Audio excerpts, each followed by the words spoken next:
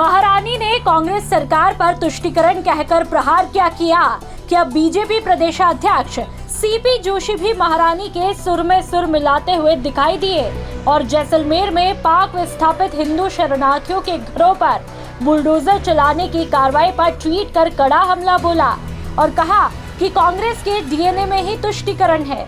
मैं तो 2-4 साल थे। नागरिकता मिली नहीं। यहाँ क्या रहने का क्या है, कैसे है? रहना है, रहने के लिए तो आया। हाँ। अब कहाँ रह रहे हो, कैसे रह रहे हो? इधर इस नगरी में आओ, यहाँ पे तो जो है कुछ बना हुआ रहने के लिए? बना अभी बढ़ाओगे। हाँ, अभी बढ़ाएंगे। और कौन है यहाँ पे आपके साथ साथ? साथ ये लड़का है। अच्छा। ये है, ये परिवार है। हाँ, परिवार है। सरकार से कुछ? सरकार से को दे तो मेहरबानी, नहीं दे तो हमारे को बैठने की तो जगह दे।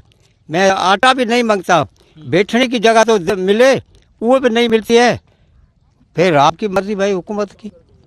हाँ, मैं दूसरा कुछ नहीं, मेरे को बैठने की जगह नहीं देता है। ये देखो, ये गरीब बैठता था और मांगता था कुछ नहीं।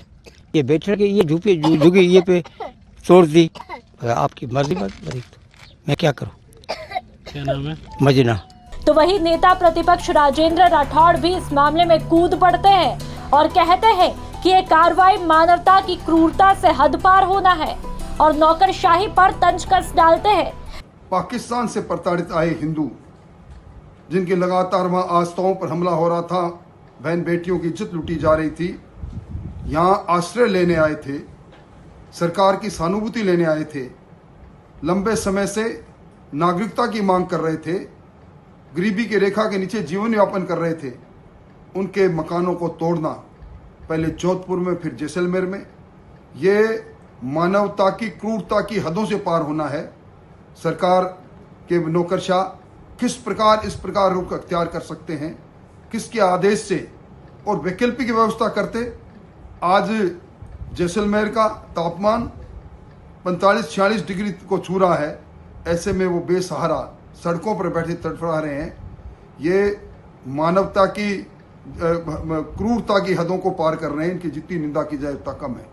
तो वहीं इस मामले पर जैसलमेर कलेक्टर टीना डाबी ने प्रेस कॉन्फ्रेंस कर कहा कि जिस जमीन पर पाक विस्थापित हिंदू काबिज है, वह पहले से ही अलॉटमेंट भूमि है। उनसे समझाइश भी की थी, लेकिन वे नहीं माने, जिसके बाद यूआईटी द्वारा ऐसे अतिक्रमणों को चिन्हित किया। साथ ही टीना ने बताया कि इस कार्रवाई में जो परिवार बेघर हुए थे, उनके पुनर्वास के लिए जिला प्रशासन ने बुधवार को कई कदम उठाए। इस संबंध में हिंदू पाक विस्थापितों से बात भी की गई, जो कि काफी सफल रही। इसमें तय हुआ कि जिला प्रशासन, यूआईटी और पाकिस्तानी विस्थापितों के प्रतिनिधियों की संयुक्त सर्वे टीम बनाई जाएगी, जो यूआईटी की भूमि को चिन्हित करेगी। यूआईटी जैसलमेर द्वारा अप्रैल से ही जो यूआईटी की कुछ प्राइम लैंड्स हैं, जिस पे काफ़ी एनक्रोचमेंट हो रहे थे, उस पे एनक्रोचमेंट रिमूवल ड्राइव चल रही थी। हमने अप्रैल 5 को भी लोक सूचना जारी करी थी। काफ़ी लोगों से समझाइश भी करी, पिछले हफ्ते से भी समझाइश चल रही थी, पर काफ़ी लोग नहीं माने। और जो कल अतिक्रमण हटाए गए थे, वो ऐसे खसरों पे थे जो कि ऑलरेडी यूआईटी ने किसी को या तो अलॉट करी थी या वहाँ पे कोई पानी का कैचमेंट एरिया था। तो वो इस प्रकार के लैंड्स थे कि हमने लोगों से भी समझाइश करी कि आप अगर यहाँ बैठेंगे भी तो कल को आपको ये लैंड अलॉट करने में भी यूआईटी को बहुत दिक्कत आएगी। तो उनसे समझाइश करने के प्रयास किए थे, पर वो सफल नहीं हो पाए थे, इसलिए कल इंक्रोचमेंट हटाए गए। और वो इंक्रोचमेंट्स ऐसे थे जो पिछले 10 दिनों में ही किए गए थे, तो वो काफ़ी कच्चे प्रकार के थे, टिन शेड वगैरह प्रकार के थे, तो उनको हटाया। वहाँ पे फिर जो पाक विस्थापित समाज था जो वहाँ बैठा था, उनका काफ़ी विरोध भी हुआ। और आज हमने बहुत अच्छी उनसे सक्सेसफुल और पॉजिटिव वार्ता करी, उनकी डिमांड्स भी सुनी। उनकी मुख्य डिमांड यही थी कि उनको बैठने की कोई जगह दी जाए। तो उसके लिए यूआईटी जैसलमेर द्वारा अगले 1 हफ्ते में ही सूटेबल लैंड चिन्हित करी जाएगी, जो जितने भी परिवार है उनके लिए लैंड सफिशिएंट भी हो, और वो कोई लैंड ऐसा भी ना हो कि उसमें कोई वाटर कैचमेंट एरिया आ रहा हो या कोई अन्य अलॉटमेंट पहले ही किया जा चुका हो, जिसमें जो यहाँ के लोकल्स हैं अमर सागर के, उनको भी आपत्ति नहीं हो। क्योंकि ये जो पूरी यूआईटी कार्रवाई कर रही थी, जो लोकल्स थे अमर सागर के, उनकी रोज़ कंप्लेंट्स आ रही थी। तो एक रूटीन जो इंक्रोचमेंट रिमूवल था वो तो हमारा लगभग पूरा हो गया है। और क्योंकि आज बहुत अच्छी हमारी वार्ता भी हो गई जितने भी पाक विस्थापित हमारे यहाँ रिफ्यूजीज़ हैं उनसे, और वो मान भी गए, क्योंकि उनकी प्रमुख बात यही थी कि उन्हें बैठने के लिए अब एक ज़मीन चाहिए। तो अब हम एक टीम बनाएंगे, सर्वे करेंगे प्रॉपर लैंड सफिशिएंट स्पेस के, जो उन परिवारों के लिए सफिशिएंट हो, और उन परिवारों के रिप्रेजेंटेटिव भी रखेंगे कि वो भी सेटिस्फाइड रहें कि जो लैंड अब हम उन्हें जहाँ पे हम उन्हें बिठाना चाहेंगे। और बाकी जो लोग, अभी कुछ ऐसे भी परिवार हैं जिन्होंने ये अपनी इच्छा व्यक्त की कि उनके पास अभी कहीं पे भी रहने की जगह नहीं है, तो जिला प्रशासन द्वारा जो हमारे गवर्नमेंट शेल्टर होम है, रैन बसेरा है, वहाँ पे रहने खाने पीने की पूरी व्यवस्था की गई है। उनको कोई खर्चा बियर नहीं करना पड़ेगा। और जैसे ही हम 1 हफ्ता 10 दिन में एक प्रॉपर लैंड चिन्हित कर दी, इनको वहाँ पे जो जिनको नागरिकता मिल चुकी है उनको लैंड अलॉट भी कर दिया जाएगा, और बाकी जिनको नागरिकता भी नहीं मिली है उनके लिए लैंड चिन्हीकरण करके उन्हें वहाँ पे बिठा दिया जाएगा, और जैसे उन्हें नागरिकता मिल जाएगी उनको भी वहाँ पे अलॉटमेंट किया जाएगा। तो जितने भी लोग थे वहाँ, उन्होंने आज उनसे अच्छे से वार्ता हो गई, वो समझ गए, उन्होंने अपना विरोध भी ख़त्म कर दिया और हमारे साथ में मिलकर सर्वे करना। और दरअसल आपको बता दें कि जैसलमेर में पाकिस्तान से आए विस्थापित हिंदुओं के कच्चे घरों को ढहा दिया गया है, जिसमें तकरीबन 150 से ज्यादा लोग, जिनमें बच्चे भी शामिल हैं, अब वह खुले आसमान के नीचे गुजर करने को मजबूर है। जिसके बाद लोगों का इस कार्रवाई को देखकर टीना पर गुस्सा भी फूटा था, क्योंकि जैसलमेर की कलेक्टर टीना डाबी है। तो वहीं गहलोत के गढ़ जोधपुर में भी कुछ इसी तरह की तस्वीरें देखने को मिली, जहां पर पाक विस्थापित हिंदुओं की बस्ती पर जोधपुर विकास प्राधिकरण ने बुलडोजर चलाया, करीब 40 से 50 घरों को तोड़ा। हम 2015 में आए हुए हैं।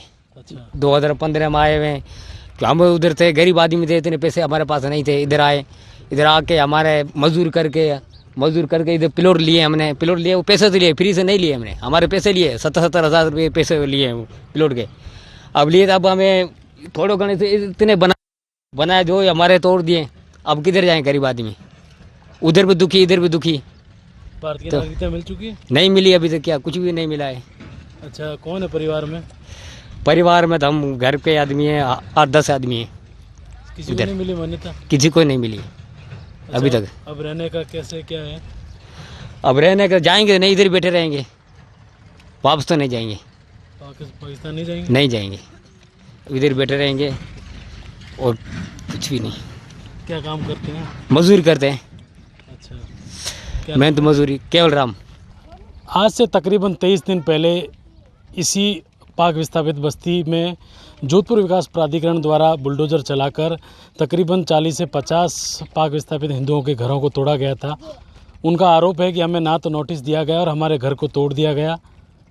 पाकिस्तान में प्रताड़ित होने के बाद भारत आए और भारत में भी अब इन लोगों के साथ इस तरीके का सलूक किया जा रहा है, जिसको लेकर इनमें आक्रोश है।